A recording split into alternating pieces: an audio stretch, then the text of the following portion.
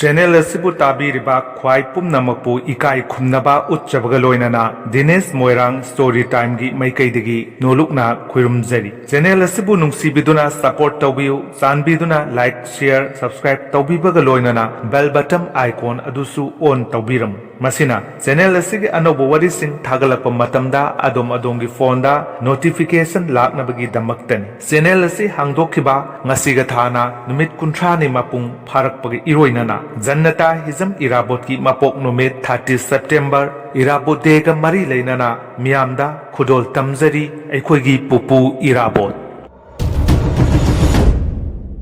ayuk na nahugatuna piktak sengtak tauba sumangduda haksang sajal tauba haibasi nomagi soiphatraba thongambagi mathau oirami masadagi senthare iba humang singadu tawelna taithoktuna ningthiraba मंगोलद थारिबा सोफादुदा फमलगा अयुकी चा पुथोरपा गायना खबर पारग लेरमी मचानुपा लमगानबा अमदी मचानुपी मतौ लेबिसु मंगोलद थोरक्तुना फमलरी लमगानबा क्लास 1 अदुगा मचेन क्लास 3 तमली स्कूल अमतदा मखोय अनिमक तमिनै तांजा असिदा मनी लेमा चा पुथोरक्तुना टेबलदा थमलगा मसा सिंगी मनाक्ता फमथरई खबर पारमदु तोकथोकलगा थौंगंबा मागी नुपी अमसुंग मसा सिंगदा ओनसिनदुना सावरंगनना हाइरई लेमा लेपाक की इरांग से पाक नेमलोय दौरिबो ओ करी मुक तौरबगे करी यावरबगे खबरदा मखोयना कया हात खरबगे अखोयगी नत्रगा अखोयना कया हालबगे मखोयगी अयुक्सिदा दुक सावरिदुना सुम पेलक्तबा सावनिंगलक्पा कनादबु ताइनगदौरिबनो सरकार की मयोक्ता ngangluro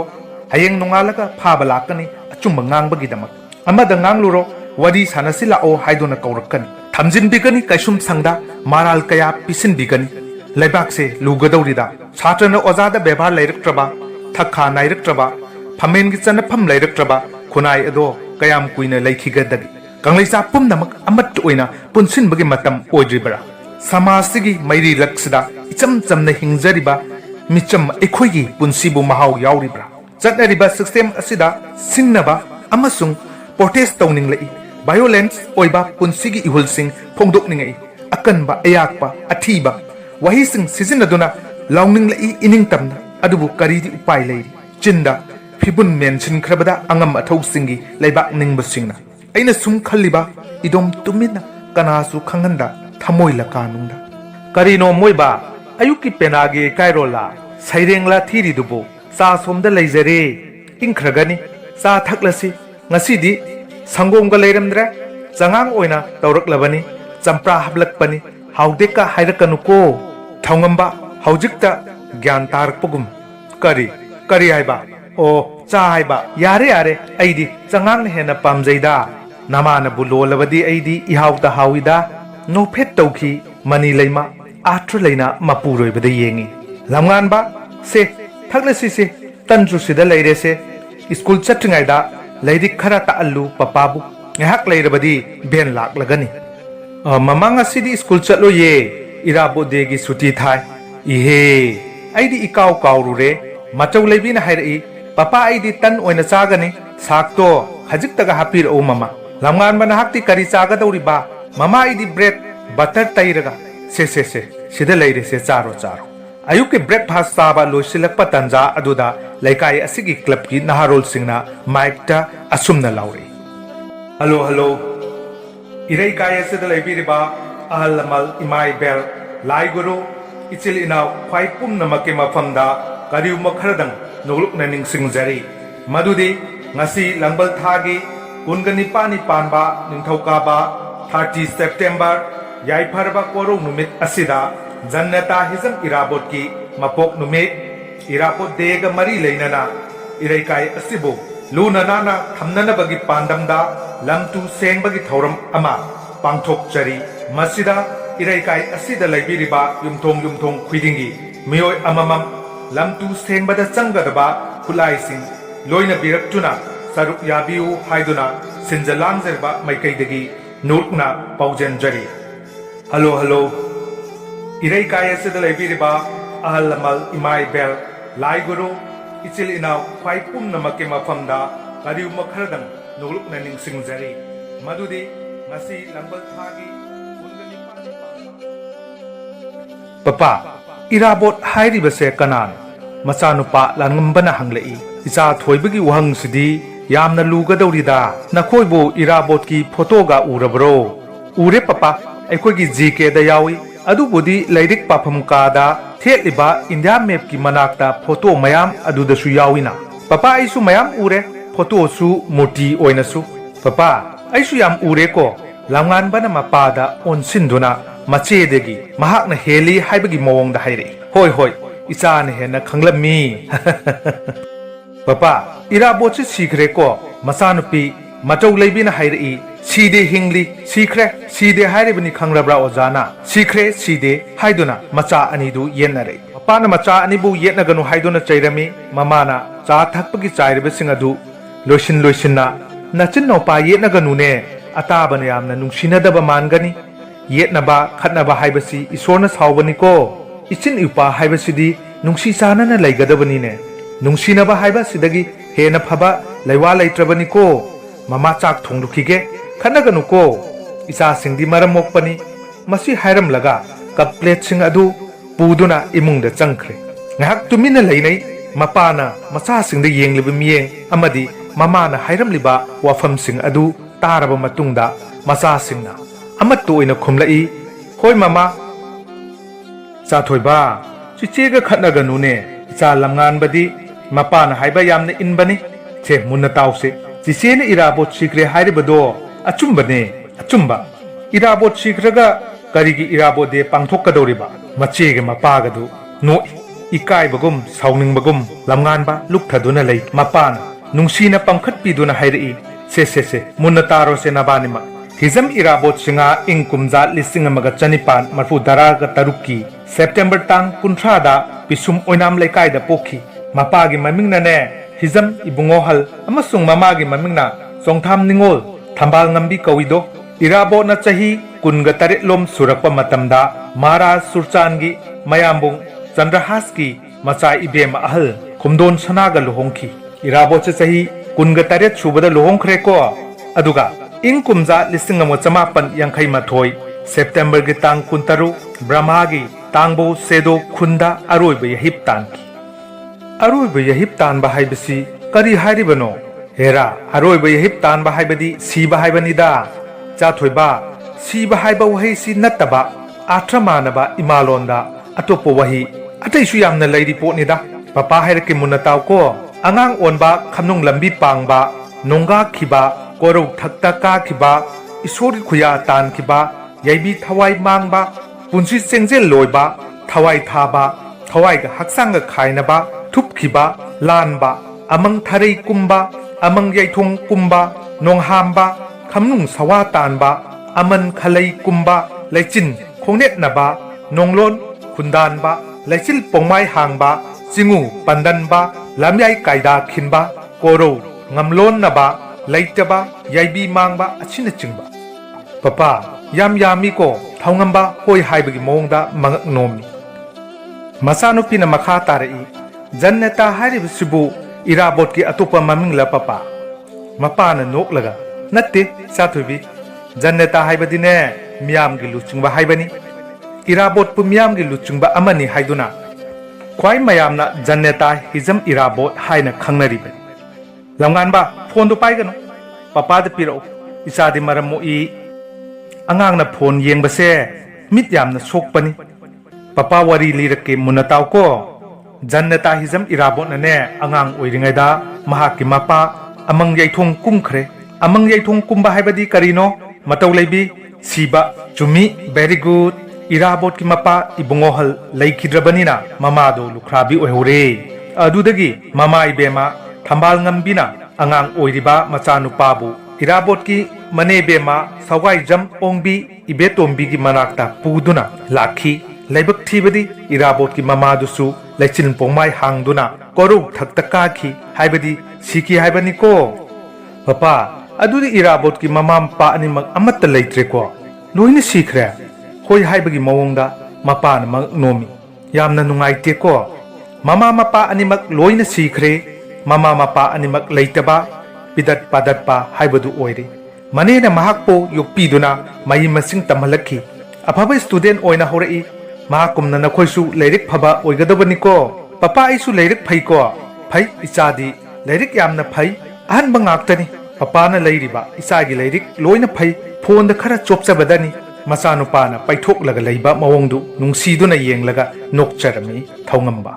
masanupi matau leibina mapada hairi papa ꯑꯩꯈꯣꯏꯒꯤ ꯁꯥꯔ ꯁꯨꯔꯁꯅꯅꯦ ꯍꯥꯏꯔꯤꯕ ꯃꯅꯤꯄꯨꯔꯒꯤ ꯂꯨꯆꯤꯡꯕꯁꯤꯡꯁꯤꯒꯤ ꯃꯔꯛꯇ ꯏꯔꯥꯕꯣꯠ ꯀꯨꯝꯕ ꯌꯥꯎꯔꯝꯂꯕꯗꯤ ꯀꯪꯂꯩꯄꯥꯛꯁꯦ ꯌꯥꯝꯅ ꯆꯥꯎꯈꯠꯀꯅꯤ ꯍꯥꯏꯔꯤꯕ ꯍꯧꯖꯤꯛ ꯊꯣꯛꯂꯤꯕ ꯇꯝꯄꯥꯛꯇ ꯆꯤꯡꯗꯒꯤ ꯕꯣꯝ ꯅꯣꯡꯃꯩ ꯁꯤꯖꯤꯟꯅꯗꯨꯅ ꯃꯤꯅꯨꯡꯁꯤ ꯑꯃꯠꯇ ꯌꯥꯎꯗꯅ ꯂꯥꯟꯗꯥꯔꯛꯏꯕꯁꯦ ꯉꯝꯂꯣꯏ ꯍꯥꯏꯔꯤꯕ ꯂꯥꯟꯁꯨ ꯇꯧꯔꯝꯃꯣꯏ ꯆꯤꯡꯃꯤ ꯇꯝꯃꯤ ꯑꯃꯠꯇ ꯑꯣꯏꯒꯅꯤ ꯍꯥꯏꯔꯤꯕ ꯆꯨꯝꯕ꯭ꯔ ꯄꯄꯥ ꯃꯆꯥꯅꯨꯄꯤꯒꯤ ꯋꯥꯍꯪꯒꯤ ꯄꯥꯎꯈꯨꯝꯗꯤ ꯄꯤꯗꯅ ꯊꯧꯉꯝꯕ ꯃꯣꯃꯣꯟꯇꯃꯛ ꯅꯣꯛꯂꯝꯃꯤ ꯉꯁꯤꯗꯤ ꯁꯨꯇꯤ ꯊꯥꯔꯕꯅꯤꯅ ꯂꯥꯏꯔꯤꯛ ꯑꯃꯠꯇ ꯇꯧꯅꯔꯔꯣꯏꯗ꯭ꯔꯣ ꯑꯉꯥꯡꯁꯤꯡꯗꯨ ꯂꯥꯏꯔꯤꯛ ꯈꯔ ꯇꯥꯛꯄꯤꯒꯦꯗꯤ ꯍꯥꯏꯗ꯭ꯔꯗꯅ ꯂꯥꯟꯒꯤ ꯃꯔꯝꯗ ꯋꯥꯔꯦꯝ ꯉꯥꯡꯗꯨꯅ ꯂꯩꯔꯕ꯭ꯔꯥ ꯇꯧꯔꯤꯁꯤꯕꯨ ꯂꯩꯃ ꯅꯍꯥꯛꯁꯦ ꯅꯨꯡꯉꯥꯏꯈꯤꯗ꯭ꯔꯦꯗ ꯋꯥꯔꯤ ꯋꯥꯇꯥꯏ ꯁꯥꯟꯅꯕ ꯍꯥꯏꯕꯁꯤꯁꯨ एडुकेशन मखल अमनिने नॉलेज डेवलप तौगदोरिबनिने ओ नॉलेज डेवलप तौबगा लाइरी पुक डेवलप तौनबा सिंग खजक्ता खाइबियो चफू मही सौगलकपदा गैस लोइथोखरे ब्लैक त लैगे हाइरबसु फंगलोइने तौरिसे कना कना गी गैस का लैबजानो फुंगादा साक्षी लोइना नबा होटनबनी सिंगजि चाउ याद्रे नोंग खरा चुखिबरा कैनो खंगदे थौंगंबा महाकी नुपीगी सौसौ लाउबा मतौदुदा वागा अमता ngang मखै नोफेट तौदुना मसा सिंगदा इचासा ममागी सिंग हाइबसी अमुक्ता खाइबिरुखिगेको ममागी मचिनसे चफू मही सौबगुम ब्रोंग ब्रोंग सौई ngahaktang leiramo papa थुना लाकनी अमुक वरी मखा लिबिगेको अदुगने सासा स्टडी रूम दगी इराबोट की फोटो दो लौथोकलमो अमुक तारगा कायगनिको निंगथीना तौको मतौ लेबी होय पपा संगोई नकंद लैरिबा सिंगई दगी उपा खरगा वा खरगा पुथोक्तुना खायरगा फुंगा मपांदा अखाइबा सिंगसिंगदु थंबीरमी मनी लेमबु येंगदुना मोमोन नोक्तुना लेरमी सिंग चाक्तबगी मैसी कामबदा कोकाक्से चिक्लबनी मथंग मपोक्तदी नुपा ओइना पोक्केहे अदुगा माना नुमी तौरदना खनबा याम होरकनुको एखोइदी याम सोनजबा मीगा खनबा ngamjade aina purakliba singsingsidi akangba ngaktani madu thajillu isana isagi maithong yenge hairabadi miseng yengba tai masi hairamlaga nok tona masa singi manakta thongamba thoki mapa lakpa ubada papa photo haibado miranga loina thureda yamna sumole irabot ki photo se papa idi yamna hagajare tu matha pomle yengo papa lamngan ba पपा की फमुंगी नकंदा लाइब table अदुदा powder लाइबनी लौरु सो चेसे से तिलाई खुंबी चूरे तु होय पपा हाइदुना मचानुपा इमुंग दे चेनसिनखी मपानुपा न पोरकपा powder दु लौथोक्तुना चाइबीबदगिदी मचेदो तिलाई खुंबी चूबा खर फरकलमी अखोइना 30 September इराबोट day यौरकलगदा इराबोट पुनिंग सिंगबा अतै मतमदा अकाउ परे चनबा कंगलेचाक खुइदिंगमक्की अचुंबा खोंथांग अमनते मसी यामना लालबनी पपा नातोमद मुरुम सोलिबदो करी हारिबनो करीसु नतेदा फरेसे इराबोट की फोटो से फजना अमोट अकाई सिंगसे तैथोकलसी तैथोकप लोइरगने पुपु पुबोक की थेलिबा फोटो से मसीगी नकंदा थेचिलसी मसीदी हिजम इराबोट की बर्थडे नीना पपा करी नोइचा थोइबा इराबोट की बर्थडे गिफ्टी अइना करी पिगदोइबा महाक्ति लाई ओइख्रबनिना लई परेंग अमा पोटो असिदा सिजिन बिरसी दुब कैंडल अतुम अहाव लोइन कलसी यारेको इराबोट की बर्थडे की गिफ्ट ओइना अदुगा इखोई लोइनमक इरुजरगा महाकी मिटम असिदा खोइरमलसी